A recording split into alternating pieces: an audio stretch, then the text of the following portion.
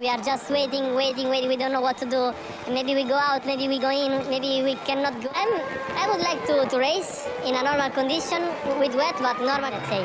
Fabio, I imagine the team and Ducati have so much experience in the wet, they just put us. Because we don't know anything, so also for me it would be my first time, and yeah, I'm waiting. Fabio, thank you. The entire pit lane is giving this lady an audience here. Well, to be honest, let's hope this works.